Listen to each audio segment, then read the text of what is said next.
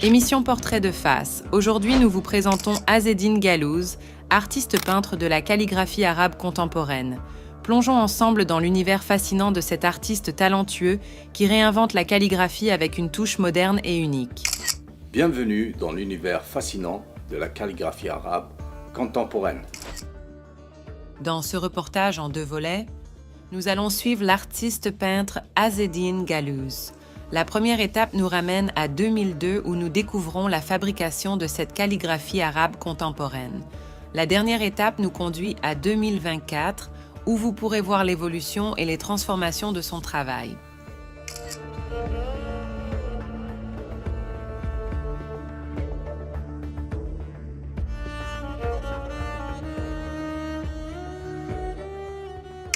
Azzeddine, parlez-nous de vous pour ceux qui ne vous connaissent pas. J'ai commencé à peindre il y a 40 ans. Au départ, j'étais autodidacte. Ensuite, j'ai fait un bref passage à l'école des beaux-arts d'Alger pour affiner mes compétences et la technique et découvrir de nouvelles perspectives artistiques.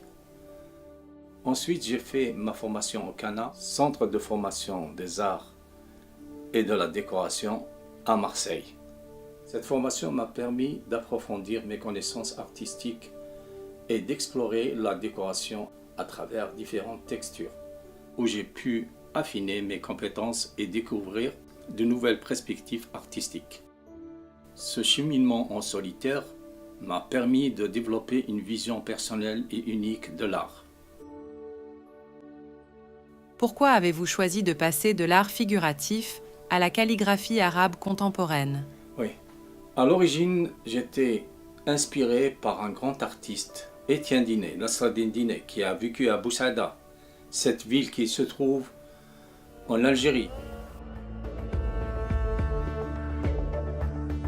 Ces présentations riches et détaillées du monde arabe ont captivé mon imagination et influencé mon travail figuratif pendant de nombreuses années.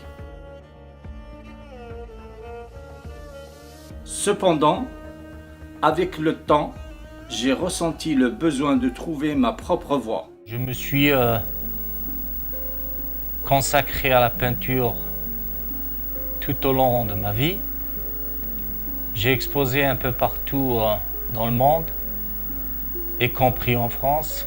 J'ai eu une médaille d'argent à Marseille en 1993 qui m'a donné un nouveau souffle. Et avec le temps, je me suis démarqué du peintre Étienne Diné. De m'affranchir de cette influence pour explorer quelque chose de nouveau et de plus personnel.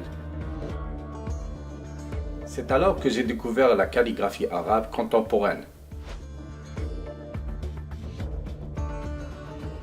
Quelles sont les raisons qui vous ont poussé à choisir de pratiquer la calligraphie arabe contemporaine ? Pour moi, la calligraphie est devenue une forme d'expression libératrice. Elle me permet de jouer avec les formes et les espaces.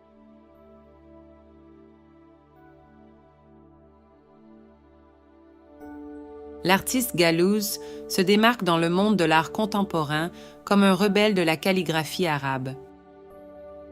En repoussant les limites traditionnelles de cette forme d'expression artistique, il explore les possibilités infinies de la calligraphie arabe, fusionnant avec audace l'ancien et le nouveau. Son travail captivant témoigne de sa passion pour l'art et de son engagement à repenser les conventions établies, offrant ainsi une perspective unique et moderne sur cet art séculaire. La calligraphie arabe contemporaine offre une liberté d'expression inégalée. En explorant cette forme d'art, j'ai trouvé un moyen de m'exprimer de manière plus authentique et me connecter plus profondément avec mes racines culturelles. Chaque œuvre est une exploration de la beauté des lettres arabes, une célébration de leur fluidité et de leur élégance.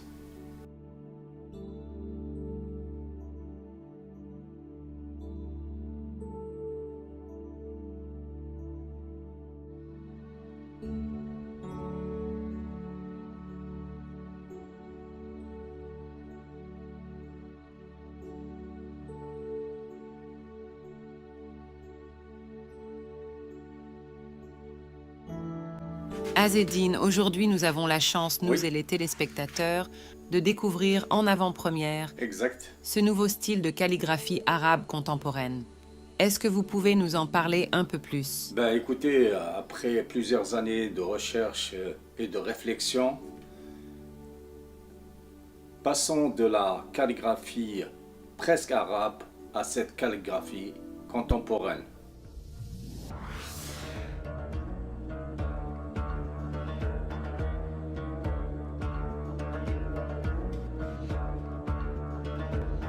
Contrairement à la calligraphie classique, qui est souvent rigide et codifiée, la calligraphie contemporaine offre une liberté d'expression inégalée. Chaque trait, chaque courbe devient une danse chorégraphique, une manière unique de raconter une histoire.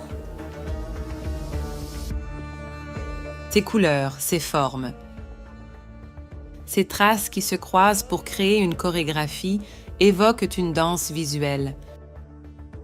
La calligraphie arabe contemporaine, avec ses lignes fluides et ses courbes élégantes, nous transporte dans un monde où chaque trait raconte une histoire et chaque couleur rappelle une émotion. Pardon, Azzedine. Oui. Étant donné que vous êtes en pleine préparation d'une future toile, pouvez-vous nous dire quelle technique vous utilisez pour réaliser vos œuvres magnifiques? Eh bien écoutez, je ne vais pas vous divulguer ma recette, même sous la torture. Ah bon, désolé, Azzedine. Non, je rigole. Mon approche de la calligraphie est due à de nombreuses années de recherche. J'ai cherché à ajouter de la matière et de la profondeur à mes œuvres. Utilisant des techniques comme le bas-relief. Le bas-relief donne du volume à mes toiles. Voilà, j'utilise de l'enduit que je fabrique moi-même, qui s'accroche à tous les supports et intégrant divers matériaux. La finesse du pinceau et la dextérité des mains d'un artiste tel qu'Azzedine Galouz, guidé par l'inspiration, montrent qu'il n'a pas de limite dans la technique. Il travaille à l'instinct et surtout à l'inspiration. On connaît le départ, mais on ne connaît pas l'arrivée. La surprise demeure toujours par l'inspiration et la guidée de l'instinct créatif. Le chemin converge toujours vers une œuvre artistique. Ce qui rend mes œuvres uniques, c'est leur aspect multidimensionnel. Ils peuvent être vus et appréciés sur 4 angles différents, offrant ainsi une expérience visuelle dynamique et en constante évolution.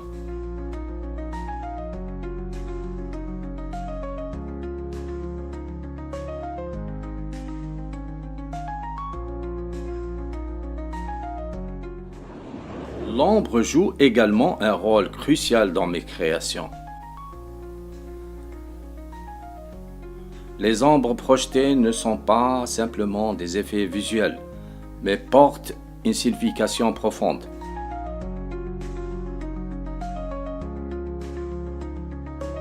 En explorant cette forme d'art, j'ai trouvé un moyen de m'exprimer de manière plus authentique.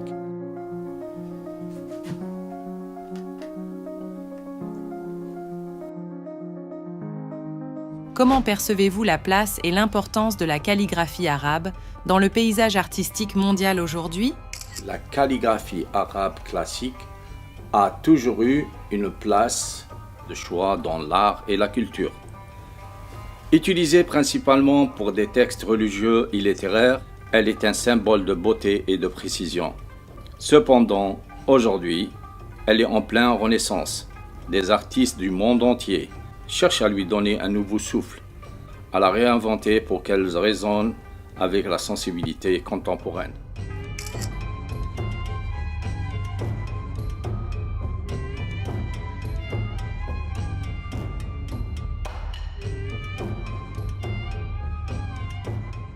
Azzedine, Pourquoi vos toiles sont-elles abstraites? Même ceux qui maîtrisent l'arabe n'arrivent pas à comprendre.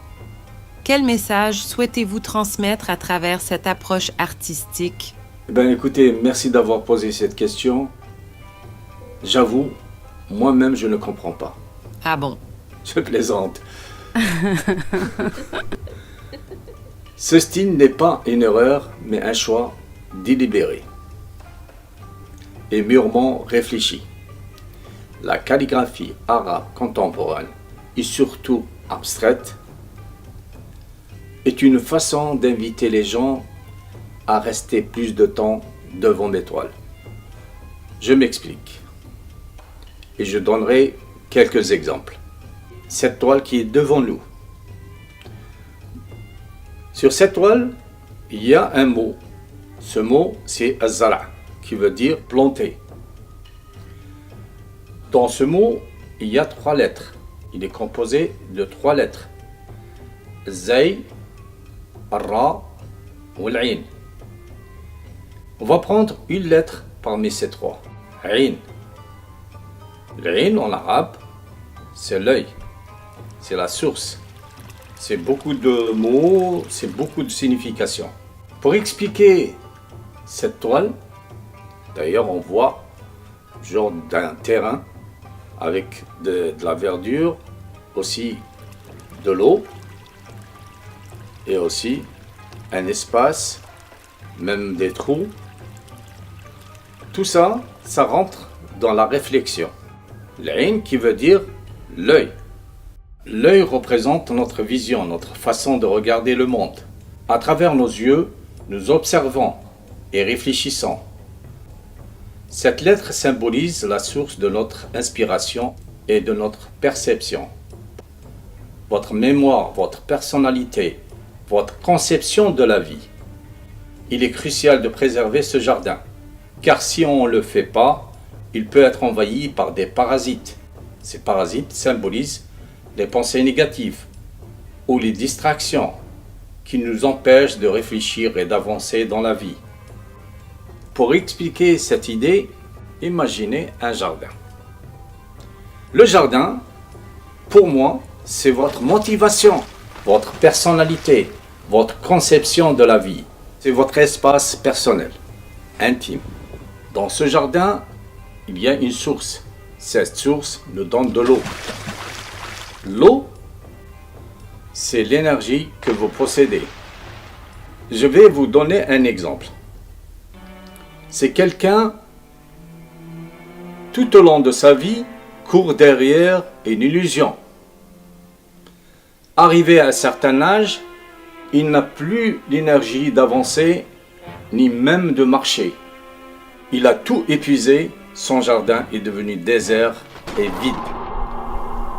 Donc, arrêtez d'épuiser votre énergie pour rien. Pour faire court, ce que vous faites dans la vie, que ce soit du bien ou du mal, finira par revenir vers vous.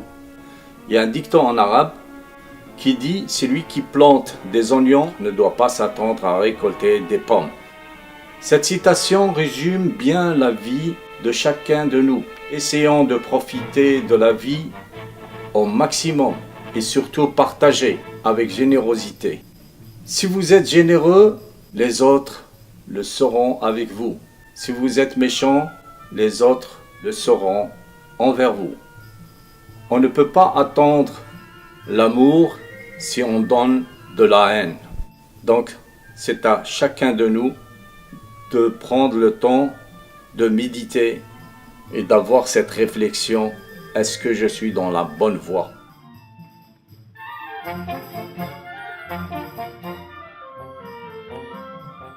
Les toiles d'Azzeddine Galouz sont des énigmes, des leçons de vie.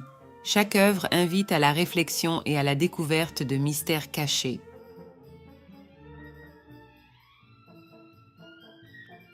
L'explication, elle est tellement large, on peut rester une journée à expliquer une seule toile. C'est pour cela que j'ai mis le temps qu'il faut pour que les spectateurs, les gens qui visitent mon exposition, restent plus de temps. Azzeddine Galouz n'est pas seulement un artiste peintre calligraphe de la calligraphie arabe contemporaine et abstraite. Son deuxième talent réside dans l'art figuratif. Il jongle habilement entre ces deux techniques et à travers ses œuvres, il a pu reconstituer les endroits disparus des villes de Marseille et d'Alger lors d'une exposition récente intitulée « La traversée méditerranéenne », qui a rencontré un immense succès et a transporté les spectateurs dans un voyage artistique captivant. Nous vous invitons à découvrir ces œuvres de Marseille et d'Alger par l'artiste Dine.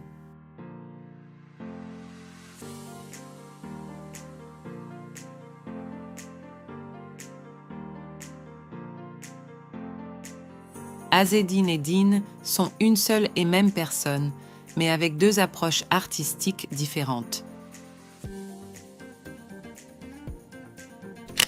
Devrais-je vous appeler Dine ou Azzeddine? Pourquoi avez-vous choisi deux prénoms pour deux styles différents? Y a-t-il une raison particulière? Écoutez, je savais que vous allez me poser cette question. Azzeddine ou Dine? J'ai deux casquettes. Azzeddine, c'est mon vrai prénom. C'est pour la calligraphie arabe contemporaine qui est authentique. Et Dine pour l'art figuratif, pour être précis, l'art mixte. C'est une composition de 10% numérique, le reste en peinture sur toile. Il est important de souligner la différence entre Dine et Azzeddine. Cela permet de distinguer clairement entre la calligraphie arabe contemporaine et abstraite et les œuvres figuratives, afin d'éviter toute confusion pour ceux qui souhaitent acquérir mes œuvres, en se reflétant à la signature spécifique de chaque style artistique. Galouz, quelle est votre préférence entre l'art de la calligraphie arabe contemporaine et abstraite et l'art figuratif? Écoutez, ma préférence c'est cet art, la calligraphie arabe contemporaine et abstraite, pour une simple raison. Je suis un artiste engagé et la seule manière et la seule possibilité que j'ai aujourd'hui, c'est de m'exprimer à travers mes œuvres. Et surtout d'avoir cette liberté de pensée et d'expression. J'ai trouvé dans ce style une manière de véhiculer mes pensées et mes sentiments. C'est pour cela que j'ai choisi cette calligraphie, me permet d'échanger avec le public. À la différence, le figuratif, c'est une image visuelle. Elle peut être historique, c'est le cas ce que j'ai fait à travers la reconstitution des deux villes, Marseille et Alger, au point de vue historique. Mais ça s'arrête là. C'est plus agréable au visuel qu'autre chose.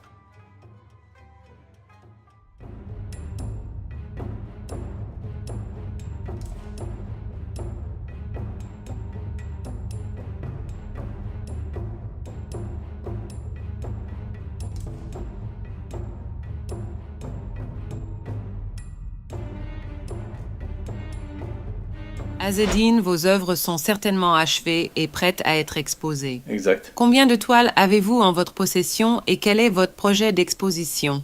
Allez-vous exposer très prochainement et si oui, dans quelle ville et dans quel pays? Actuellement, j'ai une trentaine de toiles concernant la calligraphie arabe contemporaine et abstraite, dont 10 que vous avez vu dans ce reportage. J'ai une exposition très prochainement à Marseille, mais mon souhait, c'est d'exposer à l'Institut du monde arabe à Paris.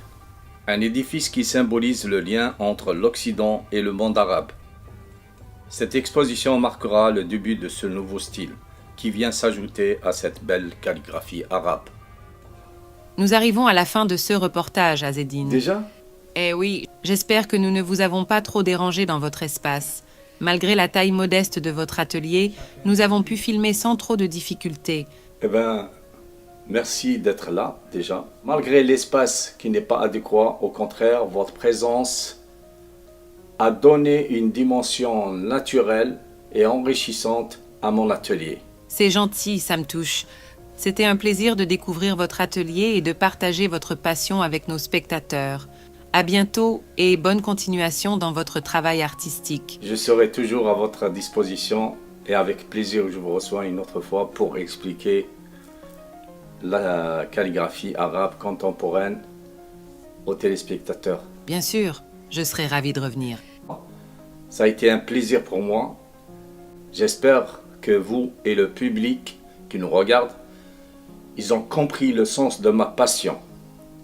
Cette passion qui m'anime depuis mon jeune âge. Je vous donne rendez-vous sur mes réseaux sociaux pour partager, pour échanger, et je serai à votre écoute et surtout disponible. Merci encore une fois. Je vous dis à très bientôt, Inch'Allah. Dans le prochain numéro de Portrait de face, nous avons l'opportunité de rencontrer Hamza Aga pour parler de son dernier livre. Quel est l'avenir pour notre passé? Ce livre, coécrit avec Enzo Gallis, explore les relations franco-algériennes vues par deux jeunes auteurs. Hamza Aga n'est pas seulement un écrivain, mais aussi un globe-trotteur passionné qui a visité plus de 50 pays. Lors de ses voyages, en tant que journaliste et reporter, Hamza a eu l'occasion de rencontrer des élites algériennes et d'échanger avec elles sur leurs visions et leurs espoirs pour l'avenir de leur pays. En plus de ses talents littéraires et journalistiques, Hamza est également un animateur charismatique qui sait captiver des audiences dans des grandes salles devant plus de 3000 personnes, notamment au Zénith de Paris, Marseille et Lille. Il est également un conférencier très sollicité, actif en Europe, au Proche-Orient et en Turquie. Dans cette émission, nous aborderons de nombreux sujets d'actualité nationale et internationale, explorant les enjeux et les perspectives des relations franco-algériennes. Ne manquez pas cette rencontre avec cet homme aux multiples talents qui nous fera voyager à travers ses expériences et ses réflexions sur l'avenir des relations entre la France et l'Algérie.